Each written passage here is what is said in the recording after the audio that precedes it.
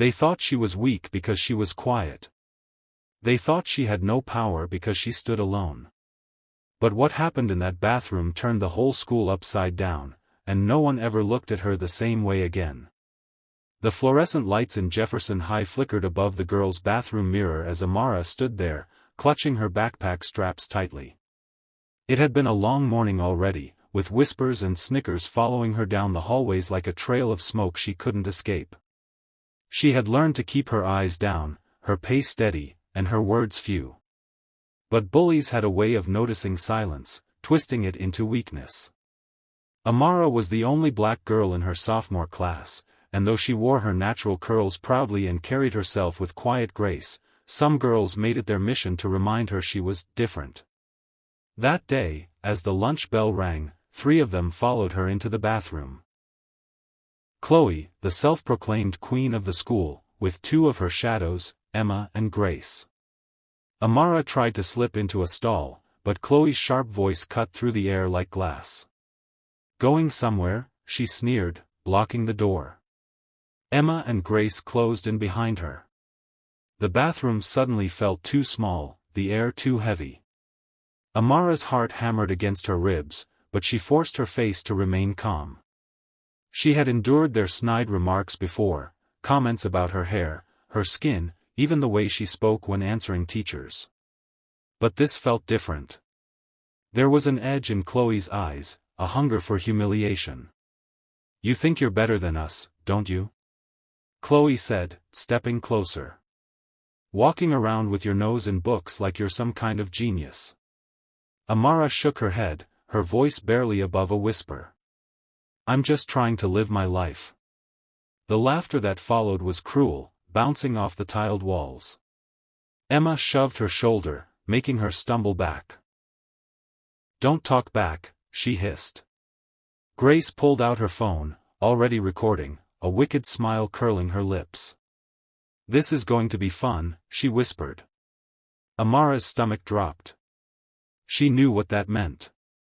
They wanted to make her a spectacle, to record her humiliation, to spread it like wildfire through the school, to make her a punchline. Chloe leaned in so close Amara could smell the artificial sweetness of her perfume. "You don't belong here. You'll never belong. Maybe if we remind you loud enough, you'll finally get the message." For a moment, Amara's fear nearly swallowed her whole. But then, something stirred deep inside her. She remembered her grandmother's voice, steady and strong, telling her when she was younger, "Baby girl, the world will try to break you. Don't you ever let them. You're stronger than they know." Those words anchored her as Chloe raised her hand, ready to shove her harder than Emma had. Amara inhaled slowly, grounding herself. She had 2 choices. Stand silent and let them erase her dignity, or find her voice and risk everything. Her fingers clenched tighter around her backpack strap. She lifted her chin, her eyes locking with Chloe's. And for the first time, Chloe faltered. There was something in Amara's gaze, not fear, but fire.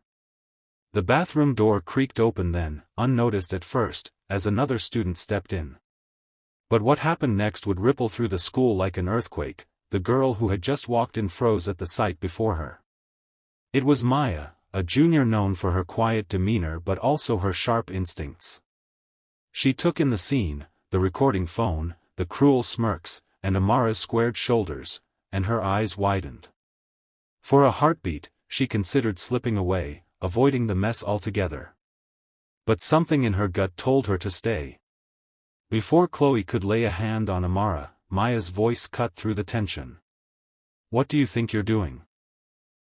she asked firmly, her tone louder than she had ever dared use in school. The 3 bullies whipped their heads toward her, momentarily thrown off. "Mind your business," Chloe snapped, rolling her eyes. "This doesn't concern you." But Maya didn't budge. She stepped fully into the bathroom, letting the door swing shut behind her. "It concerns me when 3 against 1 looks like cowardice," she said, her voice trembling but steady. Amara's chest tightened. She hadn't expected anyone to intervene, ever. Chloe scoffed, trying to regain control. You think you're some kind of hero? Please. No one will care what you saw. Everyone knows she's weird. Emma smirked, waving her phone like a weapon. Yeah, and this video's about to prove it. That was the tipping point. In a sudden burst of courage, Amara reached forward and slapped the phone out of Grace's hand. It clattered to the floor, the recording screen still lit. The entire bathroom fell silent. Grace gasped, Chloe's jaw dropped, and Emma stepped back in shock. For the first time, Amara's defiance had cracked their carefully built wall of intimidation. Delete it, Amara demanded, her voice calm but laced with steel. You won't be spreading lies about me. Chloe recovered quickly, smirking as if she still had the upper hand. Or what? You'll cry to a teacher? But this time, Amara didn't need to answer. Maya bent down, scooping up the phone. She held it high, out of reach of the bullies, and pressed delete with deliberate force. Now it's gone, she said, her eyes sharp. And if you try it again, I'll make sure the principal sees exactly what you've been doing. Chloe's face flushed red with rage, but she hesitated. For the first time, she wasn't in full control. Amara took a step forward, her voice steady. You want everyone to see me weak, but what you don't realize is I've been strong this whole time. Stronger than any of you. The words carried weight, echoing against the tiled walls. Something about the way she said them, without shouting, without trembling, made even Chloe falter. But just as it seemed the confrontation was ending, the bathroom door opened again. This time, it was Mrs. Ramirez, one of the school's most respected teachers. Her eyes landed on the scene immediately, the tense standoff, the flushed faces, and Maya holding the phone. What is going on here? She asked sternly. None of the bullies spoke. For once, Chloe didn't have a clever excuse ready.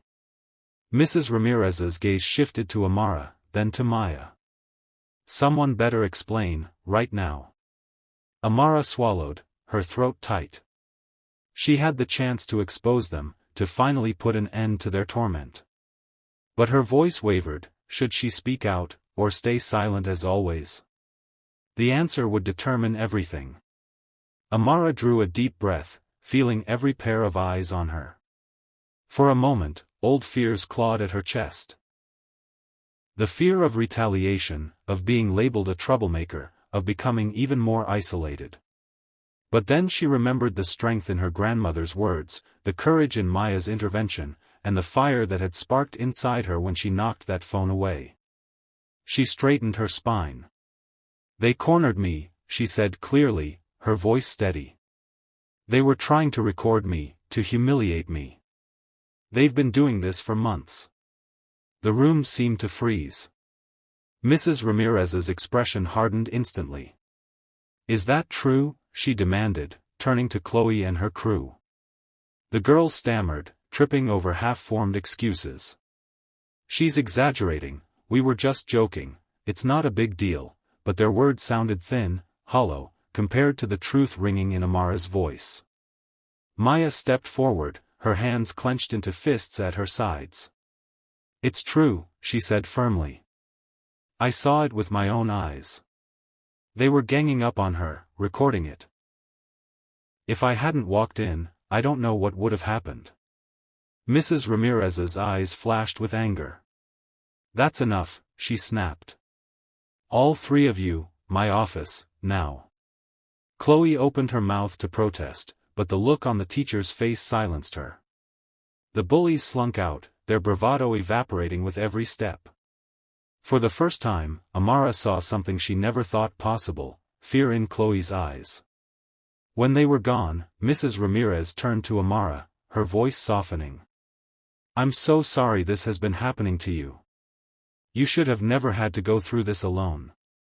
Amara felt a lump in her throat, tears pricking her eyes, but she refused to let them fall. I didn't think anyone would believe me, she admitted quietly. Mrs. Ramirez placed a gentle hand on her shoulder. You have people who will. And today, You stood up for yourself in a way that took incredible courage." The words washed over her like sunlight breaking through storm clouds. For the first time in months, Amara felt seen, not just as the quiet, bookish girl, but as someone strong, someone who mattered. Over the next few days, the incident shook the entire school. Word spread quickly, not because of a video, but because of whispers that grew louder with every telling. Everyone knew Chloe had been called into the principal's office. Everyone knew Amara had stood her ground. And everyone saw Maya by her side, walking the halls like a shield. Some students even approached Amara, awkward at first, but sincere. "You didn't deserve that," one boy said quietly. "You're braver than I ever knew," a girl admitted. Amara wasn't used to the attention, but she realized something important: it wasn't about being popular, or even being liked. It was about respect. And for the first time, she was earning it. Still, the biggest change wasn't how others saw her, it was how she saw herself. She no longer lowered her gaze when passing Chloe's old crew in the hallways. She no longer shrank at whispers.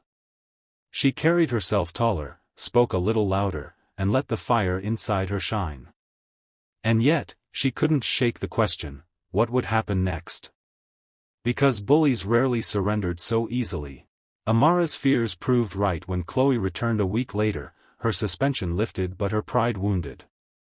The queen bee no longer strutted with the same confidence, but there was still venom in her glare when she passed Amara in the cafeteria. Whispers spread that Chloe was planning payback. Amara felt a flicker of unease, but instead of hiding, she leaned into her newfound strength. She kept Maya close, but she also reached out to others, students who had once been bystanders. One by one, they rallied around her, not just for her, but for themselves. Because Amara's stand had opened their eyes: if Chloe could target her, she could target anyone. By the time Chloe tried to corner Amara again, she wasn't alone.